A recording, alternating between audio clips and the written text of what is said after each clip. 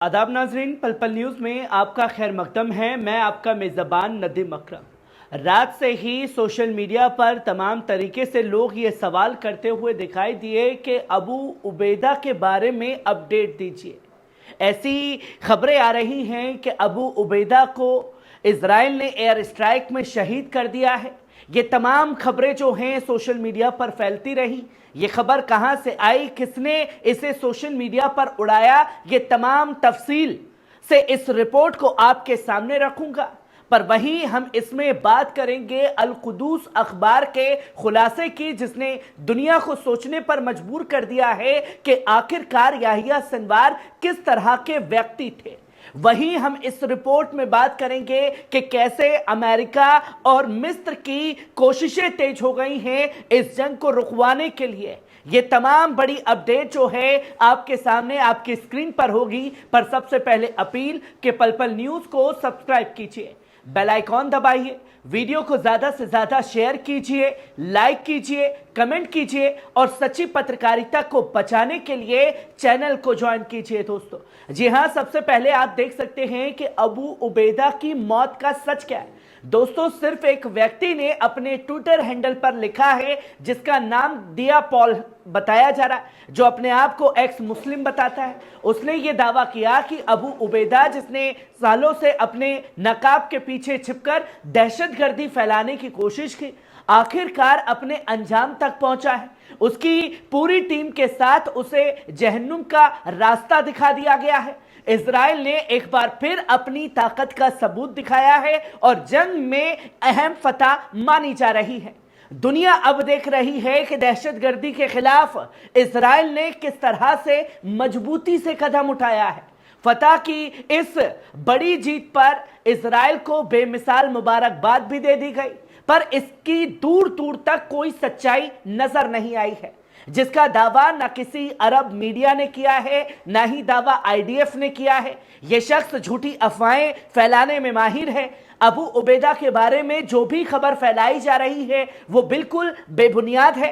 हकीकत यह है कि अबू उबैदा की हालत को लेकर कोई भी तस्दीक अभी तक हमास की तरफ से नहीं आया है और रेजिस्टेंस की तरफ से भी इसकी तस्दीक नहीं की गई है।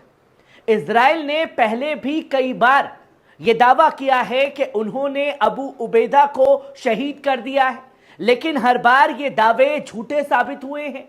अब तक 8 मर्तबा ऐसी खबरें आई हैं और हर बार इजराइल को मुंह की खानी पड़ी है। यह सिर्फ उनका प्रोपेगेंडा है जो हर बार बेनकाब होता है। पर यह सवाल भी खड़े होते हैं कि जब याहिया सिनवार को शहीद कर दिया, सैयद हसन नसरल्लाह को शहीद कर दिया, तो सवाल इस चीज को लेकर के ज्यादा है कि क्या वाकई में अबू उबैदा को भी शहीद कर दिया गया है, जिसकी कोई सच्चाई नजर नहीं आई है। वहीं आप देख सकते हैं कि अल कुदूस अखबार के खुलासे ने एक हड़कंप मचा दिया है, जिनमें इजरायली कैदियों की सुरक्षा के बारे में याहिया सिनवार ने उनके बंधक बनाने संबंध में निर्देश दिए अपने जंगजुओं को। दस्तावेजों में कुरान की आयत और हदीस का हवाला दिया गया है। पहले दस्तावेज की शुरुआत सूरह मोहम्मद की आयत 4 से हुई है। फिर जब तुम उन्हें पूरी तरह काबू में कर लो तो या तो एहसान करके उन्हें छोड़ दो या फिर उनका फिदाया यानी कि रिहाई के बदले कुछ मुआवजा ले लो।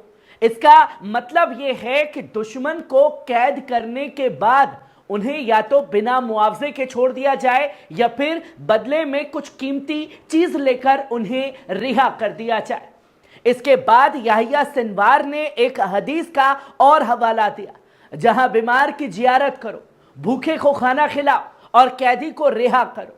यहां कैदी से मुराद जंग में पकड़े गए कैदी की है, जहां सिनवार ने अपने लड़ाकों को ताकीद की कि दुश्मन के कैदियों की हिफाजत यकीनी बनाए, क्योंकि वो हमारे लिए एक कीमती जरिया है।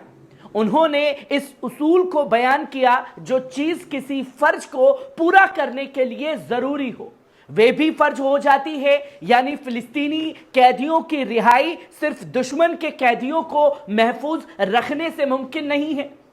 दूसरे दस्तावेज में इजरायली कैदियों की तादाद और उनके उम्र, जंगजू या शहरी होने और जेंडर से मुतालिक कुछ तफसीलात दी गई है।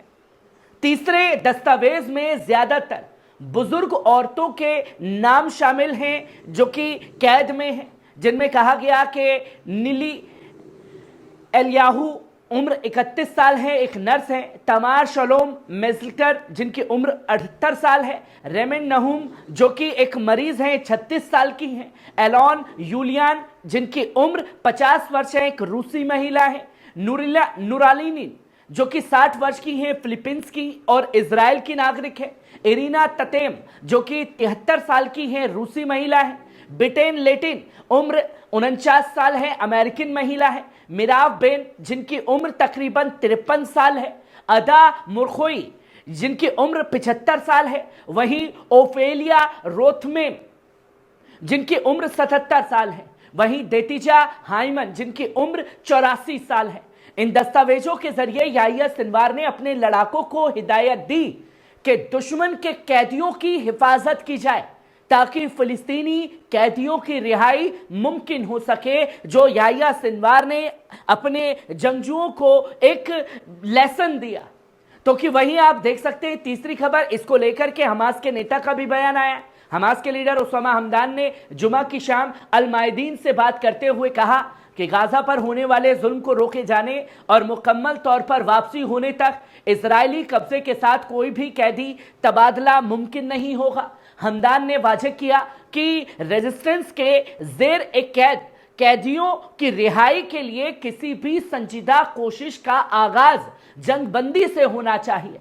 उन्होंने ये भी कहा कि बयान में बताया कि हमास के वफद का दौर मास्को गाजा पर इजरायली जुल्मों को रोकने की हमारी कोशिशों का हिस्सा था और यह कहा गया कि हमने रूस, चीन और अल्जीरिया से दरख्वास्त की है कि वो गजा पर होने वाले हमले को खत्म करने के लिए अपना किरदार को अदा करें।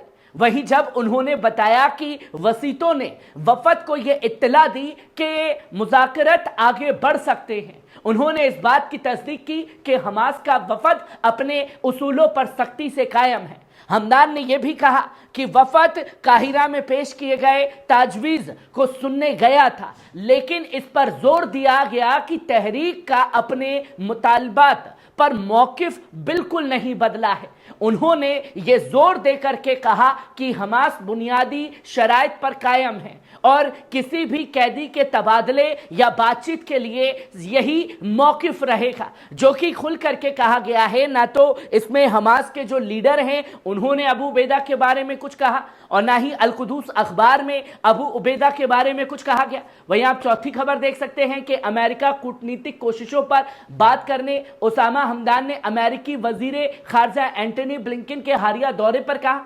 ब्लिंकन का पैगाम अमेरिकी एलची एमोस के पेश किए गए नुक्तों से मुख्तलिफ नहीं है। उन्होंने इसे हालात को सिर्फ अमेरिकी इजरायली मफादात के मुताबिक मोड़ने की एक कोशिश करार दिया है।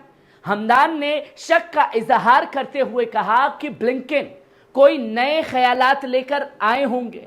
ये कहना मुश्किल है कि ब्लिंकन ने कुछ मुख्तलिफ पेश किया होगा। बगैर वसीतों के इसे सुना गया है, लेकिन हमें उम्मीद नहीं है कि उन्होंने कुछ नया पेश किया होगा। उन्होंने इस बात पर जोर दिया है कि जब तक कोई नए तजावीज़ सामने नहीं आते जो फिलिस्तीनी अवाम के मफादात और मुतालिबात को पूरा करें, तहरीक उन्हें कबूल नहीं करेगी। लेकिन वसीतों को सुनने में कोई हर्ज नहीं है। जो भी अपनी राय रखना चाहता है वो रखे, हमास उसे पूरी तरीके से सुनेगा। वहीं आप पांचवी खबर देख सकते हैं कि मिस्र भी कदम उठा रहा है। काहिरा में हमास के लीडरों से मिलने के लिए मिस्र का एक सिक्योरिटी वफद पहुंचा, जिसके तहत गाजा पट्टी में जंगबंदी मुज़ाकरात को दोबारा शुरू करने की कोशिश हो रही है।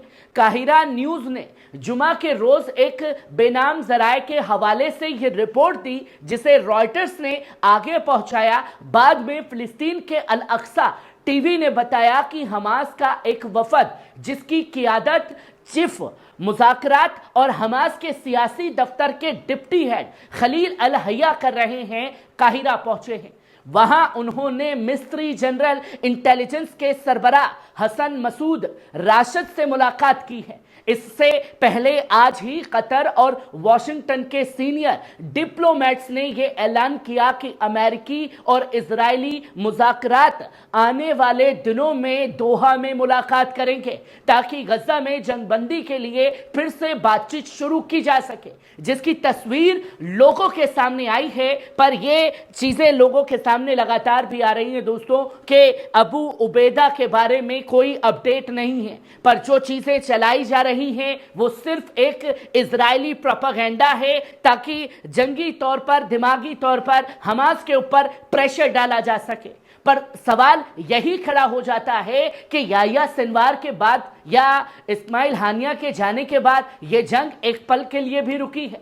क्या हमास ने सरेंडर किया है? और जिस तरीके से याह्या सिनवार की शहादत को इजराइल ने पेश किया, दिखाया और वीडियो सर्कुलेट होने के बाद दुनिया याह्या सिनवार की शहादत को कैसे देख रही है, यही सबसे बड़ी जलालत का सबब इजराइल के लिए बन चुका है। अगर कोई भी अपडेट अबू उबैदा से जुड़ी हमें मिलती है तो वो जल्द से जल्द आपके साथ साझा की जाएगी।